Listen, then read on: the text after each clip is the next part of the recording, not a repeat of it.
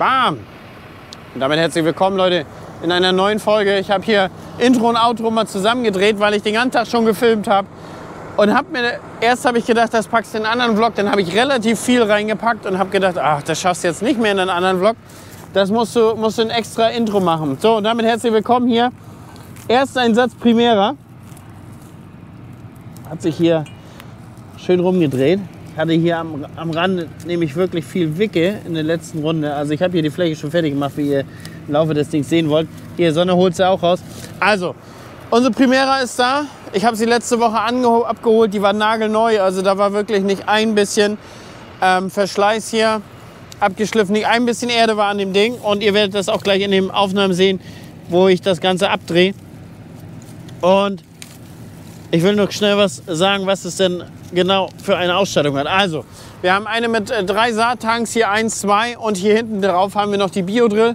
Damit haben wir die Möglichkeit, nach Feinsämereien hier breit zu verteilen und unterzuschmeißen. Und ich habe auch gesehen, dass sich das einer mal im Video umgebaut hat. Der packt den Feinverteiler auch noch damit rein. Also theoretisch braucht man hier bloß T-Stücke machen und dann kann man in diese Verteilerköpfe mit rein dosieren. Habe ich nämlich auch schon gesehen mit einem Fronttank. Wir haben ja einen Fronttank von der Presea und können theoretisch auch noch mal zudosieren. Das haben wir hier drauf. Wir haben leider vergessen, und das war ein bisschen doof, diese Andruckrollen mit zu bestellen. Aber die wollen wir uns im Winter nachrüsten und werden wir uns im Winter nachrüsten. Vielleicht ist Amazon uns ja auch so nett und unterstützt uns. Und ich habe auch vergessen, ja, ich habe die ja bestellt. Ich habe auch vergessen zu bestellen, diesen zweiten Computer zum Abdrehen, aber den rüsten wir jetzt auch noch nach. So, das heißt, ich musste zum Abdrehen immer noch rein und rauslaufen. Ja, beziehungsweise es gibt ja auch die App-Steuerung, könnte man auch nachrüsten. Genau, so viel dazu. Ansonsten die Primera habt ihr gesehen. Ich fahre sie ohne Amatron, einfach über Isobus und funktioniert auch wunderbar. Vorteile Primera ist halt stumpf ist Trumpf. Muss man ehrlich sagen, dieses Ding wird ja schon seit Ewigkeiten genau so gebaut. Und mag Steine überhaupt nicht. Oder mag Steine schon, aber ist nicht steinanfällig, aber sie holt auch jeden Stein raus, den sie so findet. Das ist der Nachteil.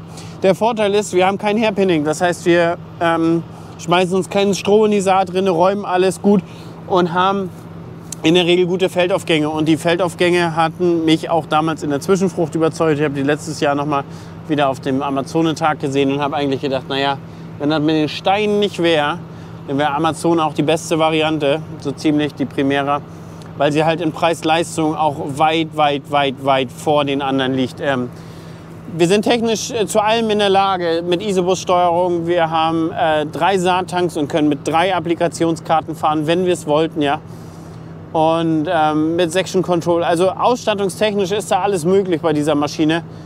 Und ja, andere machen auch einen guten Job, aber haben teilweise noch Isobus als Stolperfalle, was sie immer noch nicht haben mit Extra-Terminal. Und das ist hier einfach Plug and Play. Alter, guckt euch das einfach an, wie wenig da dran ist. Ihr habt einen drucklosen Rücklauf. Ja genau, ich wollte verriegeln. Ihr habt einen drucklosen Rücklauf. Ihr habt hier 3 Steuereinheiten. Einmal für das Gebläse, einmal fürs Klappen, einmal fürs Hoch- und Runter machen. Und dann war's das. Und dann habt ihr hinten noch eine Verriegelung für den Striegel, damit er nicht hoch und runter geht. Ja. Und das war's. Und da muss man nicht viel einstellen. Man hat hier die Kurbeln zum Einstellen für die Tiefe. Und hier hinten haben wir die nochmal für den Striegel. Da gibt es hier die Clips. Die hängen hier an dem Gerät dran. Die packen wir dazwischen und können dann sozusagen den Striegel auch wunderbar damit steuern. Also da muss man sagen, stumpf ist Trumpf. Und das Gerät ist einfach, aber auch gut. Also es macht ja gute Feldaufgänge durch dieses fehlende Hairpinning. Und zusätzlich ist es halt auch geeignet, um auf Mulchsaat zu fahren, Mulchsaat, Flugsaat, gerade wenn man umstellt. Ja, wenn ich jetzt nächstes Jahr hier im Frühjahr grubber, da wäre die ein oder andere Maschine nicht so gut gewesen. Ja, und letztendlich muss man sich sagen, Amazon hat sich ins Zeug gelegt bei den Preisen, die haben Gas gegeben und ja, von daher haben wir uns hierfür entschieden. So, soweit erstmal, den Rest verfolgt ihr gleich im Video. Bis dann. So Leute, neuer Tag, neues Glück. Schöner Mist. Ja, 3000 Stunden Wartung ist fällig. Schöner Mist. Ich habe letztes Mal mein Mikrofon verloren, als ich euch da den Raps gezeigt habe. Schöner Mist, schöner Mist. Jetzt muss ich den direkt neu kaufen. So, Leute, da habe ich wieder den Dongle rangeklippt für Field View. Ich hoffe, das klappt jetzt auch. Hole ich mal mein Tablet gleich raus. Schließe das erstmal hier alles an. Moment, ich muss ein bisschen Licht atmen hier. Man braucht 2 Hände. So, Learning by Doing, Leute. Ich habe das hier noch nie verbunden gehabt mit dem Fan. Alles andere ging ja relativ einfach. So, mein iPad-Hinweis suchen. Ja, habe ich gefunden heute Morgen. Field View Cap. Ich hoffe, man braucht jetzt erstmal keine Internetverbindung.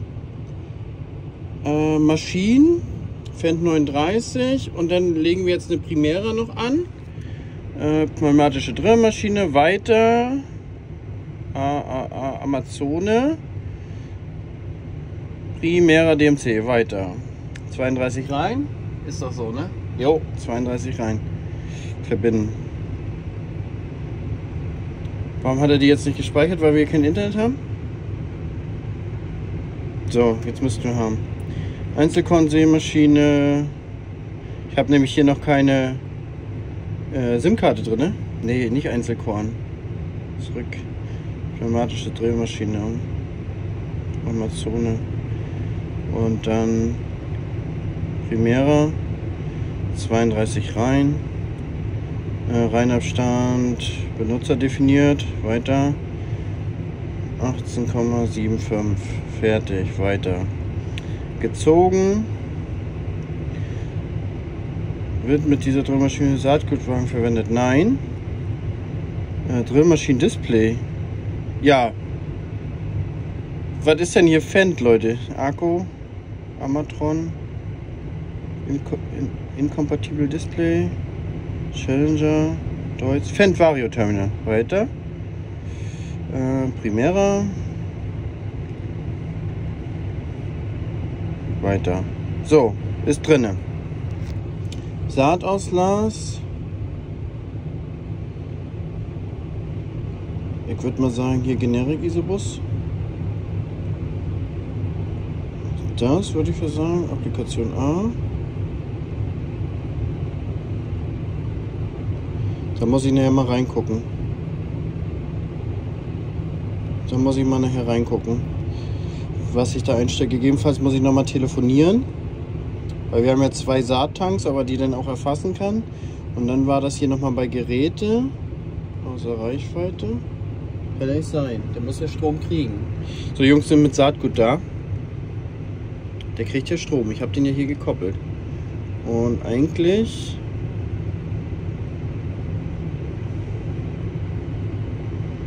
ist er ja hier. Gucken wir mal, ob wir ihn verbinden können. Verbunden. So. 3 verbunden. Status. Fortschritt. Jo, gut. Ich gehe mal fix draußen Saatgut befüllen. So, ein Blick in den Tank. Hier haben wir den großen. Jetzt sind hier Skala, die andere hatte noch keine. Da unten seht ihr die Saatguttrommeln, hier ist der kleine Tank. Hier mache ich die Feinsämereien rein. Hier mache ich die groben mit Bohnen. Bohnen nicht, Erbsen. So, hier haben wir das Leguminosengemenge. Und zwar haben wir hier Erbse, Wicke und ein bisschen Lupine. Und ich hatte noch einen Sack Sojabohnen angefangenen hier, da. Die habe ich mit reingeschmissen. Sieht jetzt noch mehr aus als es ist, aber es ist tatsächlich nur ein Sack gewesen. Ja, weil es Futterqualität ist, sieht man dann auch so was hier mal, ne? Ich denke, das ist immer alles ausreichend für Zwischenfrucht. Da muss man ja irgendwie kein teures Saatgut kaufen oder so. Deswegen da bin ich gerne der Sparfuchs. Ja, das sind hier die Erbsen. Grüne, ein bisschen gelbe. Alles das, was noch so da ist in Futterqualität, das habe ich jetzt genommen, um zu mischen. Dann mache ich jetzt hier rein. Das ist ungefähr eine Tonne. Und auf dieser Seite mache ich jetzt hier diese Feinsaat rein. Und dann können wir es ja mischen. Was mir hinterher aufgefallen ist, wir haben ja noch einen dritten Tank. Hier. Wir haben ja noch einen dritten Tank. Ich hätte die Feinsämereien gar nicht mischen müssen. Also ich hätte eigentlich ganz entspannt dieses Ramtillenkraut und diese ganzen Feinkulturen hätte ich eigentlich mit dem fahren können. Und dann habe ich ja Hirse, die hätte ich in dem fahren können, dann hätte ich mir das Mischen auch sparen können. So, und hier haben wir die andere Seite. Da haben wir jetzt hier Sorghumhirse, das ist das rote. Wir haben Ramtillenkraut, das schwarze. Wir haben Leingold damit drinne und das wart erstmal. Ich habe jetzt hier eine Mischung genommen wo ich mir sicher sein kann eigentlich, dass sie dieses Jahr nicht mehr aussamt und wenn, ist es gar nicht mehr so wild. Also ich würde jetzt kein Rettich reinnehmen oder ich würde jetzt noch kein Buchweizen reinnehmen, weil ich denke, das ist noch sehr früh im Jahr. Und wenn der aussamt, dann haben wir nächstes Jahr richtige Probleme. Da sollen ja Erbsen danach folgen. Da haben wir richtige Probleme und das wollte ich jetzt eigentlich vermeiden. Ja? Deswegen erstmal diese Mischung so. Und mit der Hirse sollten wir jetzt auch, wir haben ja, welchen haben wir heute? 17. Juli. Wir haben noch ausreichend warmes, sommerliches Wetter, dass die Hirse auch noch richtig schön was wird. Ne? So, ich drehe jetzt hier ab. Kennt ihr das? Wenn einen direkt auffällt, nachdem man die Maschine holt, scheiße, du hast eine Konfiguration vergessen, ist tatsächlich das Außenabdrehen, der zweite Computer draußen. Den werden wir nachrüsten. Also ich habe jetzt aus der Kabine das Abdrehen gestartet und wiege das jetzt ganz leer. Das Schöne ist, man hat die Klappen so gemacht, wenn wir das jetzt rausziehen, gehen die automatisch zu und wir können nicht mehr vergessen, dass wir die Saatklappen jetzt aufhaben. Auch ganz nett ist, dass man jetzt zwei Eimer hat. Ich habe hier das vom Vordosieren. Jetzt kann ich nämlich hier beim zweiten Eimer, muss ich nicht die ganze Zeit hochklettern, kann ich hier beim zweiten Eimer das hier ranhängen. Irgendwo waren hier auch Ösen für die Waage. Muss man überlegen, wo das war. Irgendwo waren hier welche, Leute. Da. Da ist die Öse für die Waage. So, tarieren wir mal. Und jetzt kippe ich das da rein. Jetzt haben wir hier 2,71 Kilogramm und das geben wir jetzt im Terminal ein. So, gucken, was er hier anzeigt. 0,74, 2,71. So, weiter. Kalibrierfaktor speichern. Fertig. So, jetzt müsste er theoretisch auch maximale und minimale Geschwindigkeit anzeigen. Ah ja, hier, Geschwindigkeitsband 20 km/h. Das heißt, wir müssen nochmal den Dosierer wechseln. Ich drehe jetzt erstmal den zweiten ab. Habe ich mir schon gedacht, dass der Dosierer zu groß ist. Dann werde ich vielleicht beim zweiten, obwohl beim zweiten habe ich einen deutlich kleineren. Da habe ich hier den 120er genommen. Und dann gehen wir hier einmal rauf, den können wir nämlich vordosieren. So, den werde ich jetzt hier reinmachen. Das ist jetzt ein 120er, so sieht das aus. Ich muss da an der Seite aufschrauben und muss einmal hier den Schieber ziehen, dann ist hier abgeriegelt und dann kann ich den einmal rausholen. Logisch, ich habe mich auch vergriffen. Ich habe einen 600er eingebaut und ja, jetzt frage ich mich, ob der natürlich dann nicht viel zu klein ist. Ich habe gedacht, ich hatte einen 210er genommen. Das ist klar, dass der jetzt viel zu groß ist. Ich nehme mal jetzt erstmal den und probiere dann mal aus. Also die werden bloß hier reingeschoben. Alles noch neu, viel Farbe drauf. Dann kommt der jetzt hier rauf. Zack. Und dann schraubt man mit dem Werkzeug, was dazu war und ich mir in die Tasche gesteckt habe, schraubt man jetzt hier wieder zu.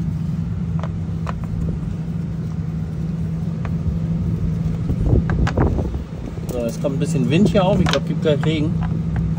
Ein bisschen beeilen. So, jetzt kann ich nochmal vordosieren und drehe ihm nochmal neu ab und sage ihm jetzt im Terminal, ich habe einen 120er. So, nochmal das Ganze mit der feinen Walze. Ihr seht jetzt die Körner reinfallen. Zack. Und jetzt ziehe ich die Wanne raus. Ich weiß gar nicht, ob das bei der anderen Primera auch schon so fummelig war hier unter. Hier unter ist ein bisschen doof. Auf der anderen Seite macht sich das top. Aber was natürlich top ist, dass sich automatisch diese Klappen da schließen. Das ist mega. So, dann nehmen wir hier diesen geilen Falteimer und wiegen das einmal aus. Was ganz geil gelöst ist, wir haben hier die ganzen Dosierwalzen, wir haben hier noch einen Kofferraum, Dosierwalzen, Handbücher, hier ist die Waage drin, da die Eimer und wir können das einfach hier ganz entspannt verschließen, sogar abschließen. Und auf der anderen Seite haben wir hier auch sonst noch mal hier für die Waage, hier für Dosierwalzen, hier ist noch mal die Abdrehkiste. Das ist ganz geil gemacht. Wir haben nichts in der Kabine, alles hier schön untergebracht. So, ich habe zugemacht, abgeriegelt. Wir fahren jetzt zum Acker und Ersteinstellung. So, auf geht's. Ich habe jetzt hier ein bisschen eingestellt. Wir sind ungefähr 2 cm Saatguttiefe. Wir gehen auch gleich nochmal raus. Wir müssen bloß erstmal ein paar Bahnen schaffen hier. Und ich habe das jetzt aber schräg gemacht. Habe jetzt festgestellt, wenn wir gerade fahren zu den Strohschwaden, dann kann es mal sein, dass sie sich ein bisschen mit Stroh zu doll auflädt und wird das nicht los. Also wenn auch mal auf Strohschwatt gefahren wurde und da ist dann richtig Menge. Aber ansonsten sieht das hier ganz gut aus. Und ich fahre jetzt hier 15 km/h. Ich befolge mal die Ratschläge von den Amazone-Jungs, die gesagt haben, je schneller du fährst, desto besser ist der Feldaufgang von dem Ding. Und was auch wirklich so ist, ich bin jetzt 12 gefahren und wir haben hier am Vorgewende zum Beispiel haben wir Stroh gehäckselt. Und man merkt, je schneller man fährt, desto schneller quasi entlädt die Maschine auch wieder das Stroh. Also klar, die nimmt ein bisschen was mit und sammelt das und rechnet das zusammen. Aber je schneller man fährt, desto schneller wird die das auch wieder los. Schöne Aufnahme vom Handy. So. Drehen wir mal hier um. Früher müssen wir hier nochmal die ganzen Spuren aufmeißeln. Fahrgasse, glaube ich, war hier 21 Meter vorher. Das meißeln wir alles nochmal auf und ich glaube, wir meißeln generell nochmal auf und dann müssen wir hier am Vorgewende nochmal ein bisschen mit der Scheibmecke, denke ich mal, danach glatt ziehen. Das ist ja nun wichtig, dass wir die ganzen Spuren jetzt auch hier über die nächste Zeit erstmal rauskriegen. Tiefenlocker habe ich mir jetzt erstmal bestellt, relativer Spontankauf. Werdet ihr demnächst sehen, was es da gibt, aber hatte ich sowieso vor, mir mal einen zu holen. Braucht man irgendwie immer mal auf dem Betrieb. Hatte ich eigentlich viel zu lange nicht auf dem Betrieb. Aber sonst hatte ich die Tiger Drill, dann müsste damit mal tiefer gefahren am Vorgewende. Ich glaube, man sieht das jetzt so schön, wie er sich da mit Stroh auflädt. Ah! Oh, ich bin ins Lenkrad gekommen. Mit dem Bein.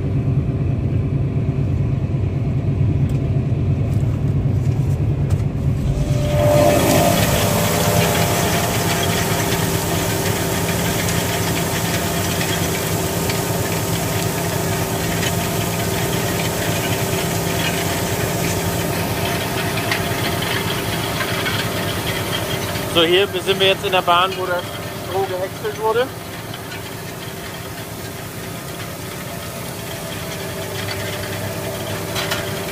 Und ich würde sonst mal sagen, wir steigen mal aus und gucken uns mal das... Da waren ein paar Querrennen und gucken uns mal das Ergebnis an.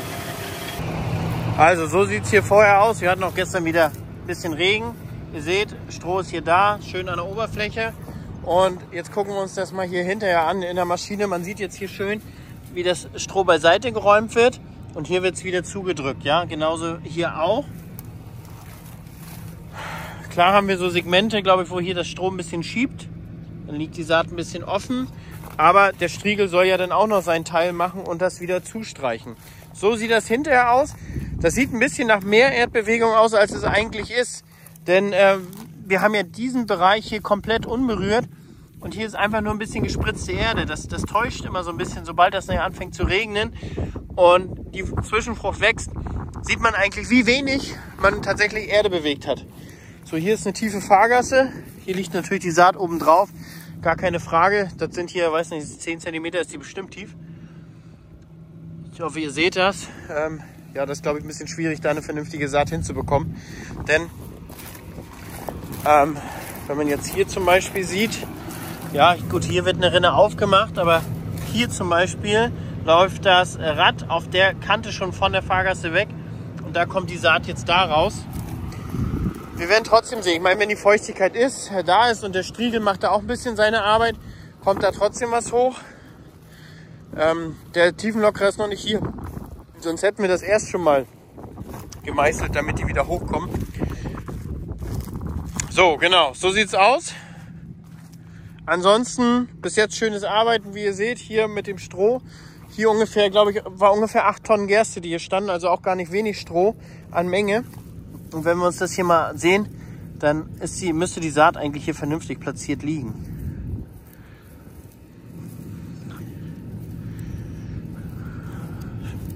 Vorführeffekt, ne Leute, jetzt finden wir natürlich nichts.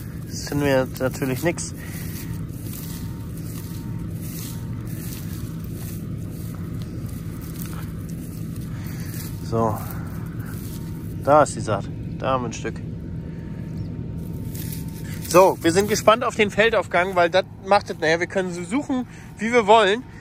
Aber wenn wir den Feldaufgang, wenn der nachher überzeugt hat, dann ist das viel wichtiger. Genau, also deswegen fahren wir jetzt hier ein bisschen Speed. Relativ kurze Stoppeln hatte ich hier gehabt. Und ich weiß gar nicht, ob ich mit oder ohne Gegenmesser fahre. Ich glaube, eigentlich fahre ich mit Gegenmesser beim Häckseln. Vielleicht bei mir im Weizen noch mal ein bisschen doller machen. Ein Stück wollte ich nämlich auch strohbreit häckseln und da die Zwischenfrucht reinhauen. So, dann fahre ich erstmal ein paar Meter und wir gucken uns das mal von drinnen an. So, werfen wir noch einen Blick hier auf die Kabine. Und zwar, wir fahren jetzt über den Fendt-Auftrag. Und wir haben jetzt hier die Möglichkeit, tatsächlich jeden einzelnen Düngertank auch eine Applikationskarte zu hinterlegen. Und klappen wir auf. Jetzt haben wir hier unsere Saattanks, 3 Stück, die wir jetzt drauf haben. Einer fährt natürlich ohne und die beiden fahren jetzt hier mit.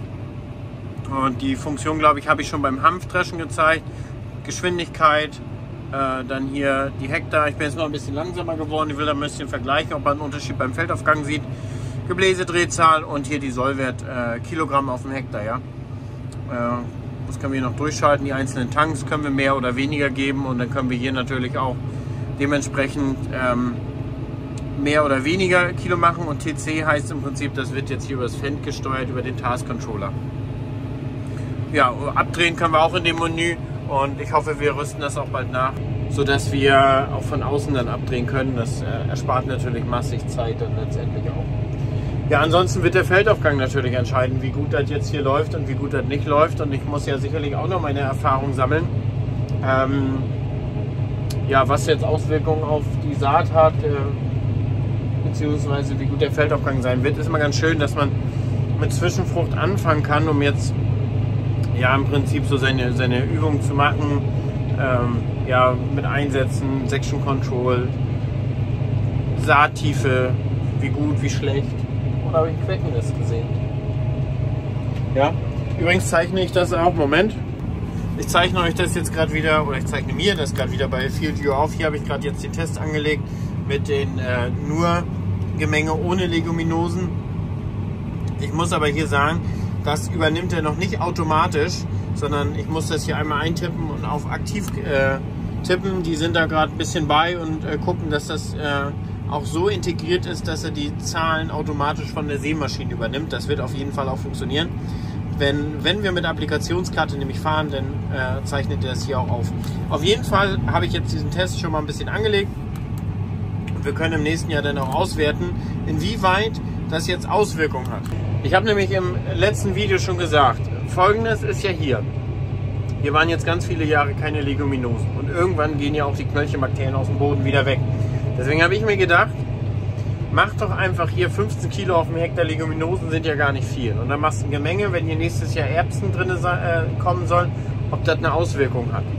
Ich bin mir sicher, dass diese 15 Kilo auf dem Hektar jetzt noch nicht so viel sind, dass wir jetzt irgendwie eine Leguminosenmüdigkeit dadurch erzeugen oder nicht. Ja, das soll bei einigen Leguminosen auch ein bisschen doller sein. Bei Erbsen ist es wohl gar nicht so doll ausgeprägt. Liest man verschiedene Sachen. Aber auf jeden Fall will ich das gerne testen. Deswegen habe ich jetzt hier einen Streifen angelegt, ohne die Leguminosen, einfach die ganz normale Zwischenfrucht. Und dann werde ich nächstes Jahr beim Dreschen das ja auswerten können über diese Software. Das heißt Pflanzenschutz, Düngung, Saat, läuft alles hier über FieldView. Und das ermöglicht mir das hinterher, das Ganze auszuwerten. Zum Beispiel so einen Zwischenfruchttest. Denn ja, da denkt man ja vielleicht manchmal gar nicht dran. Welche Zwischenfruchtkomponenten haben denn vielleicht Auswirkungen auf den Ertrag? Ins Positive oder ins Negative. Und dann werden wir das auf jeden Fall sehen. Bin ich auch gespannt. Wir haben ja unter anderem noch eine Fläche, die mache ich komplett mit Erbse als Zwischenfrucht. Denn dieses Jahr war ja so, man konnte ja auf die 4% Stilllegung verzichten, wenn man im Sommer unter anderem, eine Möglichkeit dazu war, im Sommer eine Leguminose macht, ohne Pflanzenschutz. Und das werde ich jetzt machen. Mache dann nach dem Weizen das eine Stück, mache ich 100 Kilo Erbse werde ich da drillen als Zwischenfrucht. Und da, denke ich mal, lasse ich auch ein Fenster ohne. Um einfach zu sehen, wie groß sind denn die Auswirkungen auf diese Erbse, die Stickstofffixierung vielleicht auf den Mehrertrag über das nächste Jahr, um dann vielleicht auch langfristig drüber nachzudenken. Erbse richtig aktiv als Zwischenfruchtpartner reinzunehmen, große Mengen. Es ist ja so, ja, Erbse ist vielleicht im Anbau und bleibt auch vielleicht im Anbau, aber 10-12%. Das heißt, wenn man es realistisch betrachtet, ist ja alle 10 Jahre irgendwo dann eine Erbse. Man soll nicht alle 5, also man soll nicht dichter als alle 5 kommen. Das heißt, wenn wir dann noch 10% Zwischenfrucht mit Erbse machen, dann kommen wir auch in so einen Bereich hin, musste das nochmal mit der Fruchtfolge durchtakten, wie das am besten funktioniert. Und dann könnte man diese Stickstofffixierung natürlich mitnehmen. Weil bei allen Kosten jetzt hier für Zwischenfrucht muss man sagen, Erbse ist ein günstiger Parameter oder eine günstige Komponente dazwischen. Wenn man irgendwie das aktuell, glaube ich, 250 € die Tonne gibt, wenn man es nicht noch reinigen lässt, kommen wir auf 300 € pro Tonne, kriegt man immer mal schnell beim Nachbarn abgekauft. Das heißt 30 Cent pro Kilo, 100 Kilo auf dem Hektar sind 30 €. Das ist für eine Zwischenfrucht noch relativ günstig. Wenn wir jetzt so eine Hochkomponentenmischung sehen, die bist du bei 70, 80, 100 € inzwischen auf dem Hektar, das ist ja der absolute Wahnsinn. Auch mit dieser Mixtur bin ich relativ günstig noch. Die Hirse bekomme ich für, ich glaube, 500 € die Tonne. Und Ramtillenkraut ist relativ teuer, Lein geht auch noch. Waren jetzt auch so ein bisschen so Rest, sonst würde ich jetzt Lein hier nicht so zwingend mit reinnehmen. Versuche ich dieses Jahr das damit ein bisschen zu machen, ein bisschen zu sparen. Wir sind noch früh, glaube ich, da klappt eine Hirse wirklich hervorragend. Werden wir sehen auf jeden Fall, wie gut die hier wachsen wird. Ich habe natürlich jetzt auch die Möglichkeit hier noch in den Bestand mit einem Geras zu fahren. Wir haben hier kein rotes Gebiet auf diesem Stück. Dann wäre es also möglich. Da ist die Anlage, also auch super dicht bei, aber das Fass ist aktuell nicht bei mir. So. Macht Spaß damit zu fahren, muss man ehrlich sagen. Man kann schön über die Fläche, kommt man zügig voran. Und ich denke auch, der Feldaufgang wird gut, weil unterm Strich war da, wo damals die Dings war, die Primera mit der Zwischenfrucht, war meine beste Zwischenfrucht, muss man ehrlich sagen.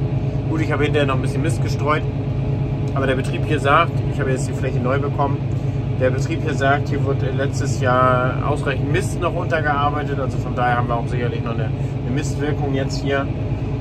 Und ja, mal gucken, wie gut das wächst, das werden wir in der AKF sehen. Und auch jetzt beginnt wieder die Spannung, Leute, wie gut sind Feldaufgänge.